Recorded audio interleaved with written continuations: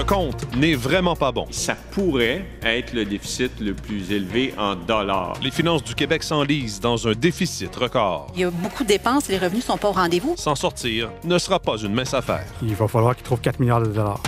La loterie de la garderie. Peut-être tu vas avoir une place, peut-être t'en auras pas. Le gros lot se fait toujours attendre. T'sais, on n'est pas dans la classe riche, nous autres, là. Moins de la moitié des places promises par Ottawa créées à ce jour. Et des souvenirs toujours aussi douloureux. Tu peux pas oublier. Et un long chemin vers la guérison. Faut que la vie continue, là. Amqui se recueille 1 an après l'attaque au camion bélier. Il y a aussi de l'espoir.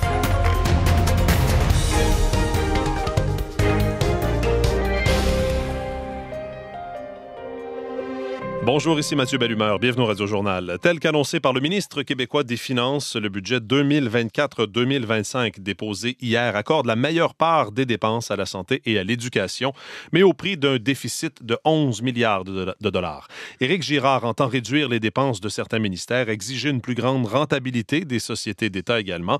Je retrouve notre analyste politique à l'Assemblée nationale, Hugo Lavallée. Ce qui frappe le plus, Hugo, c'est qu'il n'y a pas de plan bien concret ni d'échéancier pour revenir à l'équilibre budgétaire. Va donc falloir attendre.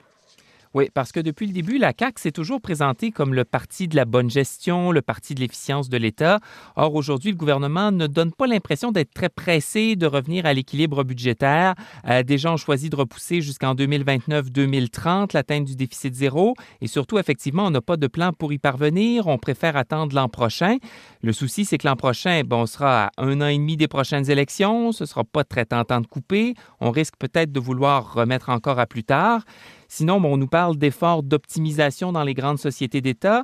C'est un euphémisme pour parler de compression, mais on ne sait pas quelle forme ça va prendre. On nous promet aussi une grande révision de tous les programmes gouvernementaux, de tous les crédits d'impôt. Il n'y a pas d'objectif précis. Et évidemment, plus on reporte dans le temps le retour à l'équilibre budgétaire, plus il risque d'y avoir des imprévus qui pourraient compromettre cet objectif. Le ministre, hier, nous a assuré que les coupes ne vont pas toucher les services. Est-ce que c'est bien réaliste comme affirmation? Bien, le ministre n'était pas pour dire le contraire, évidemment. Là, on ne veut pas apeurer les citoyens. Certains sont encore craintifs après ce qu'ils ont vécu sous les libéraux de Philippe Couillard. C'est vrai que dans les grands ministères, les taux de croissance des dépenses ne tomberont pas aussi bas qu'ils ne l'étaient sous les libéraux. En même temps, on ne fait pas d'omelette sans casser des œufs. C'est clair qu'on ne sera plus dans l'abondance qu'on a connue au cours des dernières années. Et quand on dit qu'on va passer au peigne fin les crédits d'impôt, évidemment, ce sont les contribuables qui risquent de devoir payer plus au final, même s'il n'y a pas de hausse d'impôt à proprement parler. Notre analyste politique à Québec, Hugo Lavallée. Merci, Hugo. Au revoir. Jean-Philippe Robillard se joint maintenant à nous. Il y a des mesures annoncées hier qui touchent directement notre portefeuille. Jean-Philippe, d'ailleurs, dès ce matin. Oui, le gouvernement, effectivement, qui a annoncé éventuellement qu'il allait abolir le programme Rouler vert, le programme de subvention pour l'achat de véhicules électriques qui va disparaître le 1er janvier 2027. Mathieu, actuellement, le gouvernement verse 7 000 $ à ceux qui achètent un véhicule électrique, mais à partir de l'an prochain, ça va baisser, Mathieu, graduellement chaque année avant de disparaître, ce qui est loin de plaire au président de la Corporation des concessionnaires automobiles du Québec, Yam-Sam Yushi, qui estime qu'il est trop tôt pour arrêter ce programme. À terme, on pense que ça va avoir un impact très négatif sur la demande, comme ça a été le cas au niveau de l'Ontario, lorsque le gouvernement de Doug Ford, en 2018, a décidé de terminer son programme. Du jour au lendemain, les concessionnaires ontariens ne livraient plus de véhicules électriques. Autre changement, Mathieu, depuis minuit, ça coûte plus cher aux fumeurs. La cartouche de 200 cigarettes coûte 2 $ de plus. Il y a également une autre hausse de 2 $ qui est prévue l'an prochain, au mois de janvier. C'est une hausse qui devrait rapporter 40 millions de dollars au gouvernement par année, dès la fin de l'année. On écoute le ministre des Finances du Québec, Éric Girard. On veut réduire la consommation du tabac à moins de 10 % de la population. Mais on est prudent parce qu'on veut pas augmenter la contrebande, puis on demeure avec des taxes inférieures à l'Ontario. Le budget prévoit aussi une mesure favorable aux personnes âgées. Oui, à compter de l'an prochain, le gouvernement Legault va finalement accorder une pleine rente de retraite aux aînés invalides qui ont 65 ans et plus. C'est une mesure qui va toucher, Mathieu, 77 000 personnes âgées qui vont voir leur rente annuelle augmenter, bonifiée d'un montant qui pourrait atteindre jusqu'à 3 930 $ par année. On écoute le fiscaliste Luc Godbout. Il donne aux gens, dans le fond, une assurance que la rente maximale qu'ils vont avoir à 65 ans, c'est la même rente maximale qu'ils auraient eue en l'absence d'invalidité. Merci beaucoup, Jean-Philippe. Merci, au revoir. Au fédéral, maintenant, c'est une promesse phare du gouvernement Trudeau, créer un programme de garderie abordable à 10 $ par jour d'ici 2026, accessible à toutes les familles canadiennes. Mais 3 ans après la création du programme, les places abordables sont encore difficiles à trouver. Je retrouve à Ottawa Laurence Martin. Les libéraux, Laurence, avaient promis de créer 250 000 nouvelles places, mais on est encore loin du compte. Oui, parce que 250 000 nouvelles places, c'était l'objectif fixé en 2021 pour 2026. Donc, 3 ans plus tard, à 2 ans de l'échéancier, c'est environ 38% des places qui ont été créées jusqu'à maintenant. Sachez que ça n'inclut pas le Québec, qui avait déjà son propre réseau, qui a reçu 6 milliards d'Ottawa pour l'aider justement à améliorer le réseau. On nous dit du côté de Québec que près de 22 000 places ont été créées depuis 2021. Mais il y a quand même encore de l'attente et il y en a surtout beaucoup maintenant à travers le pays parce que tout à coup, il y a un programme qui est beaucoup plus alléchant pour les parents, sauf que l'offre n'a pas suivi la demande. Donc, il y a beaucoup de familles fâchées qui désespèrent de trouver une place subventionnée qui ne coûte pas 60, 70, 80 $ par jour. C'est le cas d'Amaryllis Paquette qui habite à Ottawa.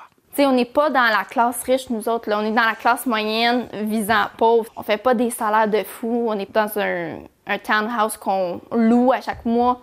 On n'a pas de maison. Puis on peut pas payer nécessairement 800 $ jusqu'à 1200 dépendant des garderies. Et là-dessus, Ottawa et l'Ontario là, se renvoient la balle, Laurence. Oui, parce que le défi pour le gouvernement Trudeau avec ce programme, c'est qu'il a besoin de la collaboration de chaque province pour que ça fonctionne. Et en ce moment, l'Ontario dit si le gouvernement fédéral ne met pas plus d'argent, on ne va pas atteindre nos objectifs de création de places. Ottawa répond il y a assez d'argent sur la table. L'Ontario doit aussi faire sa part. Voici la ministre fédérale, Jenna Sudds. Il n'y a pas plus d'argent pour maintenant. Je suis confiant qu'il y a assez. Mais sachez que malgré ce que la ministre dit, certains experts commencent même à douter qu'Ottawa atteigne son objectif de création de places d'ici 2026. Merci, Laurence. Je vous en prie. En bref, maintenant, ailleurs dans le monde. C'est officiel, Joe Biden et Donald Trump auront leur revanche électorale en novembre. Les deux rivaux ont décroché l'investiture de leur parti à la présidentielle hier soir.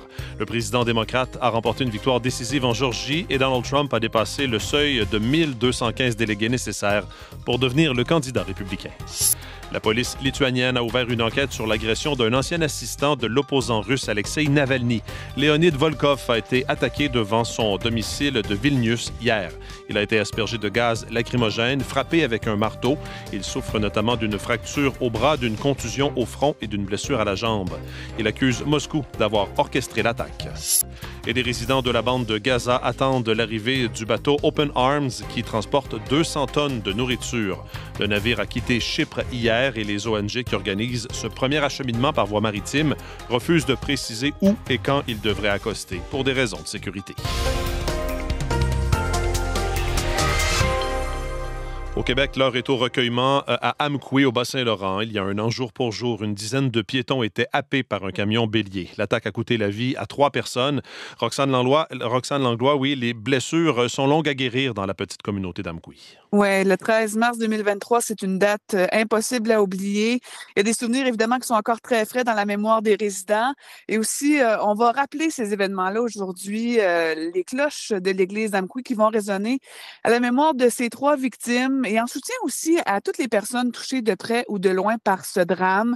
Les cloches, donc, qui vont sonner à la 5e minute de chaque heure, toute la journée, pour rappeler que les tragiques événements sont survenus à 15h05, très exactement, le 13 mars 2023. Une minute de silence sera d'ailleurs observée à cette heure précise pour rappeler qu'on n'oublie pas. Voici la mairesse d'Amqui, Sylvie Blanchet. Ce qu'on veut qu'on retienne, c'est que tu peux pas oublier, tu sais, parce que puis on ne demande pas à personne d'oublier non plus. Faut que la vie continue, là. Faut regarder en avant, faut avancer. Voilà les citoyens qui sont invités à se rassembler dès 18h au parc municipal pour différentes allocutions. Il y a plusieurs centaines de personnes qui sont attendues et une marche à la chandelle se fera ensuite vers l'église pour une messe de commémoration qui est prévue, elle, à 19h30. On prévoit se recueillir en chemin sur les lieux de la tragédie, marcher finalement sur le trottoir où circulaient les victimes le jour du drame. On nous dit d'ailleurs que l'une de ces victimes va retourner sur les lieux pour la toute première fois. Donc, on s'attend à des moments très forts en émotion et en solidarité ici à Amqui aujourd'hui. Oui, certainement. Merci beaucoup, Roxane. Bonne journée. Voilà, c'était le Radio Journal. Pour plus de détails d'autres nouvelles, je vous invite à consulter notre application mobile Info. Ici Mathieu Bellumeur, au nom de toute l'équipe. Merci d'être à l'écoute. Bonne journée.